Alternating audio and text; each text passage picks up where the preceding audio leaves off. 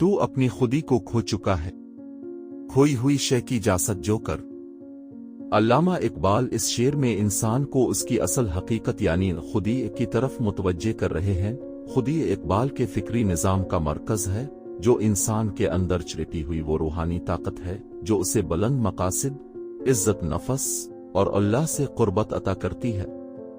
इकबाल फरमाते हैं कि तो ए इंसान अपनी खुदी को खो बैठा है, यानी तो अपनी असल पहचान, अपनी रूहानी बुलंदी और अपने अंदरूनी जौहर को फरामोश कर चुका है।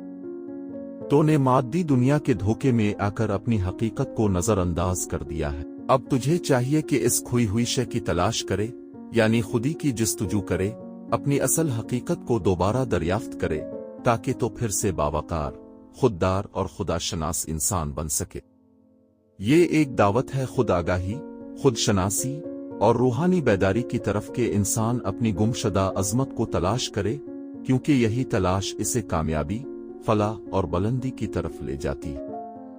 ये शेर हमें याद दिलाता है कि अगर हम अपनी रूहानी व इखलाकी शनाख्त खो बैठे हैं तो मायूस ना हों, बल्कि संजीदगी से इसकी तलाश शुरू करें। यही तलाश हमारी नजात का जरिया है। गजल फितरत को खनर्द के रावबरू कर। किताब बालन जिब्रील, स्टार हिंदी उर्दू। उर्दू की आवाज, हर जबान की तहरीर। लाइक, कमेंट, सब्सक्राइब और शेयर कीजिए।